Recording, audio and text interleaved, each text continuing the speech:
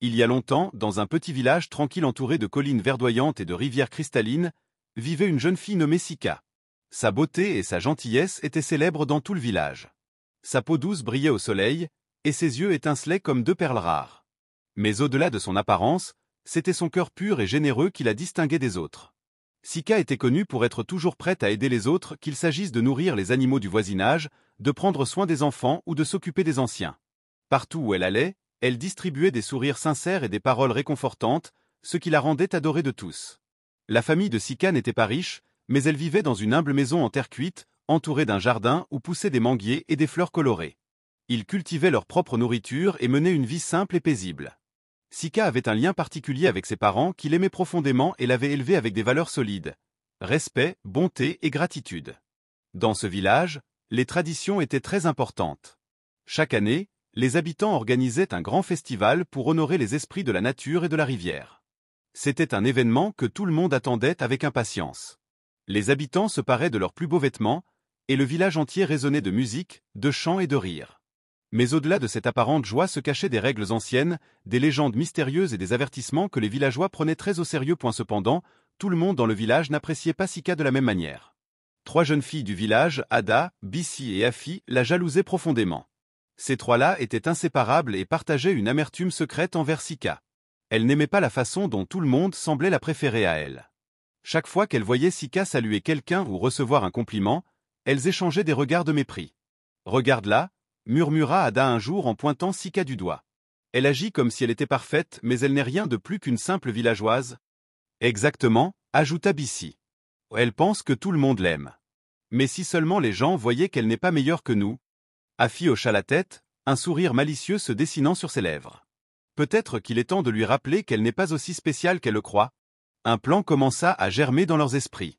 Elles décidèrent de tirer parti de la gentillesse de Sika, qu'elles considéraient comme sa faiblesse, pour lui jouer un tour qui lui ferait perdre sa réputation et, espérait-elle, la place qu'elle occupait dans le cœur des villageois. Quelques jours avant le grand festival, Ada, Bissi et Afi décidèrent d'approcher Sika. Un après-midi, elles la trouvèrent près de sa maison, ramassant du bois pour le feu. Avec de larges sourires, elles s'approchèrent d'elle. « Sika, tu viens au festival cette année » demanda Ada d'un ton enjoué. Sika secoua la tête. « Non, mes parents m'ont demandé de rester à la maison pour les aider. Ils pensent que ce n'est pas sûr pour moi d'y aller seul. Mais ce ne sera pas pareil sans toi » s'exclama Bissi, faisant semblant d'être déçu. « Oui, tu dois venir » ajouta Afi. « On peut y aller ensemble. Nous resterons avec toi tout le temps. Rien ne peut arriver si tu es avec nous. » Sika hésita. Elle avait toujours rêvé d'assister au festival avec des amis, mais elle ne voulait pas désobéir à ses parents. « Je ne sais pas, » dit-elle doucement. « Mes parents m'ont donné des tâches à faire et... »« On peut t'aider à les finir » proposa Ada. « Comme ça, tu seras libre de venir avec nous. »« Oui » ajouta Bissi. « Ce sera amusant et tes parents n'en sauront rien. » Après un moment d'hésitation, Sika finit par céder. L'idée de vivre une journée d'amusement et de découverte avec des amis la séduisait trop. « D'accord » dit-elle finalement. « Mais seulement si nous terminons toutes les tâches que mes parents m'ont données. » Les 3 filles échangèrent un regard complice, satisfaites que leur plan commence à se dérouler comme prévu. Le jour du festival, Sika et ses nouvelles amies prirent la route vers le village voisin. Le chemin serpentait à travers des champs dorés et des collines verdoyantes. Sika, qui n'avait jamais quitté son village, était émerveillée par la beauté des paysages. Les filles bavardaient et riaient, mais dans leur cœur, Ada, Bissi et Afi cachaient des intentions bien moins amicales. En chemin, elles arrivèrent à une rivière large et calme. Les eaux scintillaient sous le soleil, mais il y avait une étrange quiétude dans l'air. Sika s'arrêta, fascinée par la vue. « Nous devons traverser ici, » dit Ada. « Suis-nous, c'est facile. » Les 3 filles sautèrent habilement d'une pierre à l'autre, atteignant rapidement l'autre rive. Sika les suivit prudemment, concentrée pour ne pas glisser. Ce qu'elle ignorait, c'est que cette rivière était entourée d'une ancienne légende. On disait qu'elle était habitée par une sirène qui exigeait une offrande de nourriture de chaque voyageur. Ceux qui ne respectaient pas cette règle risquaient d'être entraînés dans les profondeurs. Ada, Bissi et Afi connaissaient bien cette légende, mais elles avaient décidé de garder cette information pour elles. « Tu viens, Sika » lança Bissi avec un sourire. « Oui, j'arrive » répondit-elle, sans se douter du danger. Le festival était plus magnifique que tout ce que Sika avait imaginé. Des étals colorés proposaient des friandises, des bijoux et des tissus éclatants. Des musiciens jouaient des tambours et des flûtes, tandis que des danseurs tournaient et sautaient au rythme de la musique. L'air était empli d'odeurs de viande grillée et de fruits mûrs. Sika était émerveillée. Elle ne pouvait pas croire qu'elle avait failli manquer une telle fête. Elle se promenait d'un stand à l'autre, ses yeux brillants de joie. Mais ce qu'elle ne remarquait pas, c'était que de nombreux regards se tournaient vers elle. Sa beauté naturelle et son sourire chaleureux attiraient l'attention de nombreux jeunes hommes. L'un d'eux, un jeune homme charmant nommé Kofa, s'approcha d'elle avec un sourire. « Bonjour, dit-il. Je m'appelle Kofa. Je ne t'ai jamais vue ici auparavant. Tu es nouvelle ?» Sika rougit légèrement. « Oui, c'est ma première fois au festival. »« Eh bien, bienvenue, dit-il. Tu voudrais que je te fasse visiter ? Je connais tous les meilleurs endroits. » Sika hésita, mais le regard chaleureux de Kofa la mit à l'aise. « D'accord, » dit-elle avec un sourire. Ils passèrent le reste de la journée ensemble, parlant, riant et explorant le festival. Sika se sentait heureuse et libre, mais Ada, Bissi et Afi, qui les observaient de loin, bouillaient de jalousie. « Regarde-la, » murmura Ada, ses yeux lançant des éclairs. « Elle attire toute l'attention. » Et Kofa, ajouta Bissi. « Il était censé nous remarquer, pas elle. »« On doit faire quelque chose, » dit Afi, serrant les poings. Lorsque le festival prit fin, les filles prirent la route du retour. Sika était encore sur un petit nuage, repensant à sa journée avec Kofa. Mais lorsqu'elles atteignirent la rivière, un frisson lui parcourut l'échine. L'endroit semblait différent sous la lumière décroissante du jour. Ada, Bissi et Afi s'arrêtèrent sur la rive. Chacune sortit un petit paquet de nourriture et le déposa sur le sol. « Qu'est-ce que vous faites » demanda Sika intriguée. « C'est une tradition, » répondit Ada. « Juste un petit geste pour remercier la rivière. » Sika chercha dans son sac, mais elle n'avait rien à offrir. « Je n'étais pas au courant, dit-elle. Puis-je partager un peu de votre nourriture ?» Les trois filles échangèrent un regard avant de secouer la tête. « Désolé, Sika, dit Bissi. On a juste assez pour nous. »« Mais, je ne savais pas, » insista Sika, paniquée. « Ce n'est pas notre problème, » répliqua Afi avec un sourire cruel. Les filles traversèrent rapidement la rivière, laissant Sika seule sur la rive. Elle sentit son cœur s'emballer alors qu'elle regardait les eaux sombres. Soudain, une voix résonna derrière elle. « Tu oses traverser mes eaux sans offrande » murmura une voix glaciale. Une silhouette émergea de l'eau, ses yeux brillants de colère. C'était la sirène. « Tu oses traverser mes eaux sans offrande » murmura une voix glaciale, résonnant à travers les airs comme un écho sinistre. Une silhouette émergea lentement de la rivière, sa forme mi-humaine mi-aquatique scintillant sous la lumière tamisée du crépuscule. Ses cheveux noirs et brillants flottaient autour d'elle comme un halo, et ses yeux, brillants comme deux pierres précieuses, fixaient Sika avec une colère froide et implacable. Le cœur de Sika se mit à battre à tout rompre. La jeune fille sentit ses jambes faiblir alors qu'elle reculait instinctivement, mais la puissance hypnotique du regard de la sirène la cloua sur place. Sa gorge était sèche, et les mots semblaient incapables de franchir ses lèvres. « Je suis désolé, » balbutia Sika, sa voix tremblante. « Je ne savais pas. Je n'ai pas d'offrande à donner, mais je ne voulais pas vous manquer de respect. » La sirène fit un pas en avant, ses mouvements fluides et gracieux comme les vagues. « Et ignorance ou non, ma loi est claire, » dit-elle d'une voix mélodieuse mais tranchante. « Tous ceux qui traversent mes eaux doivent laisser une offrande en retour. Ceux qui ne le font pas doivent payer. Le prix ? Non, s'il vous plaît, » s'écria Sika, tombant à genoux sur la rive. « Je vous en supplie, pardonnez-moi. Ce n'était pas intentionnel. Donnez-moi une chance de réparer mon erreur. » Mais la sirène ne montra aucune pitié. « Les excuses ne suffisent pas, dit-elle. Ton cœur est pur, je peux le voir. Mais cela ne change rien.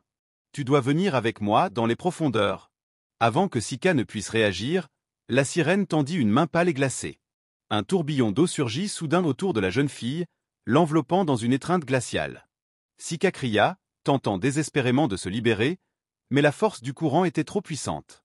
Elle fut tirée vers la rivière, ses mains agrippant vainement le sol de la rive. « Non, non » hurla-t-elle, ses larmes se mêlant à l'eau. « Aidez-moi » Mais il n'y avait personne pour l'entendre. Ada, Bissi et Afi, qui s'étaient déjà éloignés, ne se retournèrent même pas. Si elles avaient entendu les cris de Sika, elles firent semblant de ne rien remarquer. La rivière devint calme à nouveau, comme si rien ne s'était passé. Sika avait disparu. Lorsque les parents de Sika rentrèrent à la maison ce soir-là, ils furent surpris de ne pas la trouver dans la cour, comme à son habitude. Ils appelèrent son nom, cherchant dans chaque pièce de leur modeste maison, mais elle n'était nulle part. Inquiets, ils demandèrent aux voisins s'ils l'avaient vue, mais personne ne savait où elle était. La nouvelle de la disparition de Sika se répandit rapidement dans tout le village.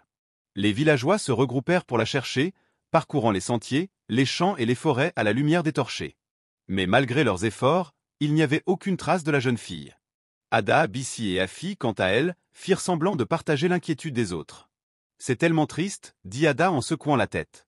Et nous avons quitté le festival ensemble, mais elle a dit qu'elle voulait rester un peu plus longtemps. Nous pensions qu'elle rentrerait seule. » Bissi renchérit. Oui, elle semblait si heureuse. Nous n'avons jamais imaginé que quelque chose de terrible pourrait lui arriver. Afi, de son côté, se contenta d'un regard inquiet et silencieux, jouant le rôle de l'amie dévouée. Mais au fond d'elle, les trois filles ressentaient un mélange de triomphe et de culpabilité. Elles ne s'étaient pas attendues à ce que les choses aillent aussi loin, mais elles étaient trop effrayées pour avouer leur implication. Pendant ce temps, la mère de Sika, rongée par l'angoisse, s'effondra en larmes devant les villageois. « Ma fille est perdue » sanglota-t-elle. « Quelqu'un doit savoir ce qui lui est arrivé ?» Un ancien du village, connu pour sa sagesse, prit la parole. « Il y a des légendes sur cette rivière, dit-il d'une voix grave. On dit qu'elle est gardée par une sirène. Si quelqu'un traverse ces eaux sans offrande, il est emporté dans les profondeurs. Peut-être que Sika a été victime de cette malédiction. » Les paroles de l'ancien jetèrent une ombre sur la foule. Les murmures se propagèrent, et un sentiment de crainte collective s'installa. « Nous devons consulter un prêtre » déclara un autre ancien. « Peut-être qu'il y a un moyen de la ramener ?» Alors que les villageois se rassemblaient pour décider de la marche à suivre, un événement étrange se produisit. Un petit perroquet, aux plumes éclatantes, vola au centre de la place du village. Il se posa sur une branche et commença à chanter une mélodie étrange et triste. Les villageois s'arrêtèrent, fascinés par la chanson de l'oiseau. Les paroles, bien qu'énigmatiques, semblaient raconter une histoire. Celle de Sika, de son voyage au festival et de ce qui s'était passé près de la rivière. Le perroquet révéla comment Ada, Bissi et Afi avaient refusé de partager leur offrande avec Sika, sachant qu'elle ne pourrait pas respecter la règle de la sirène. Les villageois, d'abord incrédules, furent bientôt convaincus par la clarté du récit de l'oiseau. Tous se tournèrent vers Ada, Bissi et Afi qui étaient devenus pâles comme des fantômes. « Est-ce vrai ?» demanda un homme en pointant un doigt accusateur vers elle. « Avez-vous vraiment laissé Sika sans aide, sachant ce qui l'attendait ?» Les trois filles, prises de panique, tentèrent de nier. « Non, ce n'est pas vrai !» s'exclama Ada. « Cet oiseau, il ment. »« Oui » ajouta Bissi. « C'est une coïncidence. Nous ne savons rien de ce qui est arrivé à Sika. » Mais les villageois n'étaient pas dupes. Le perroquet, imperturbable, continua de chanter, « Nous ne pensions pas qu'elle serait vraiment emportée. » Les villageois furent outrés par leur confession. « Vous avez trahi une amie » déclara un ancien avec colère. « Et maintenant, vous devez réparer votre erreur. » Guidés par le perroquet, les parents de Sika et un groupe de villageois se rendirent à la rivière. Le père de Sika, serrant les poings, déclara « Je suis prêt à tout pour ramener ma fille. Même si je dois affronter la sirène moi-même. » Les villageois apportèrent des offrandes, des fruits, des noix de coco et des tissus précieux pour apaiser l'esprit de la rivière. Lorsque tout fut prêt, ils appelèrent la sirène. Une fois de plus, la rivière s'agita, et la sirène émergea des profondeurs, sa beauté glaciale illuminant la nuit. À ses côtés se tenait Sika, son visage pâle et ses yeux vides. Elle semblait prisonnière, comme une marionnette contrôlée par des fils invisibles. « Pourquoi revenez-vous » demanda la sirène. « Cette fille est à moi maintenant. Elle a enfreint ma loi. » Les parents de Sika tombèrent à genoux, suppliant. « S'il vous plaît, rendez-nous notre fille. Nous ferons tout ce que vous demanderez. » La sirène les observa en silence, puis hocha lentement la tête. « Très bien, dit-elle. Je vais vous donner une chance. Mais cela ne sera pas facile. » La sirène expliqua que pour sauver Sika, ses parents devraient traverser la rivière sans aucune aide. « Si vous parvenez à traverser, je la libérerai, dit-elle. Mais si vous échouez, vous prendrez sa place. » Le père de Sika regarda sa femme, et elle hocha la tête avec détermination. Ensemble, ils entrèrent dans l'eau glacée, leurs mains serrées l'une dans l'autre. Chaque pas était un défi, les courants tentant de les faire tomber, mais leur amour et leur volonté les portaient. Les villageois, restés sur la rive, priaient en silence, espérant un miracle. Finalement, après ce qui sembla une éternité, les parents de Sika atteignirent l'autre rive. La sirène les observa, une lueur de respect dans ses yeux. « Votre amour est puissant, dit-elle. Je tiens ma promesse. Sika est libre. » La jeune fille s'effondra dans les bras de ses parents, pleurant de soulagement. « Merci, murmura-t-elle. Merci de ne pas m'avoir abandonné. » Le village célébra le retour de Sika avec une grande fête, mais une ombre planait toujours sur le cœur de la jeune fille. Elle retourna une dernière fois à la rivière pour remercier la sirène et lui demander pourquoi elle était si dure. La sirène révéla qu'elle avait autrefois été une jeune fille comme Sika, mais qu'une malédiction l'avait emprisonnée dans la rivière. Inspirée par la bonté et la résilience de Sika, elle décida de briser son propre cycle de colère. Avec l'aide du prince Kofa et des villageois, un prêtre fut appelé pour lever la malédiction de la sirène.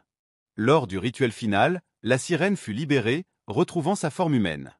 Elle remercia Sika et le prince avant de disparaître pour recommencer une nouvelle vie. Sika et Kofa, désormais fiancés, vécurent une vie heureuse, honorant la mémoire de ces épreuves et enseignant à leur village l'importance du pardon, de l'amour et de l'unité. Et ainsi, le village resta paisible, la rivière calme, et la légende de Sika, du perroquet, et de la sirène fut transmise de génération en génération. L'histoire de Sika nous rappelle que tout le monde qui vous sourit n'est pas forcément votre ami. Certaines personnes vous envient en silence et attendent le bon moment pour vous nuire. Il est important de rester vigilant et de ne pas accorder sa confiance aveuglément. Cependant, la justice triomphe toujours et le mal ne peut pas prospérer éternellement. Méfiez-vous des apparences, protégez votre cœur et entourez-vous de personnes qui vous veulent réellement du bien. Si vous avez aimé ces histoires et leurs leçons, n'oubliez pas de liker cette vidéo, de vous abonner à la chaîne et d'activer la cloche de notification pour ne rien manquer des prochaines histoires inspirantes. Dites-nous en commentaire, quelles leçons retenez-vous de ces histoires? Avez-vous déjà vécu une expérience similaire? Partagez vos pensées avec nous. Merci d'avoir regardé. Que la sagesse et la prudence guident toujours vos choix. À bientôt pour une nouvelle histoire.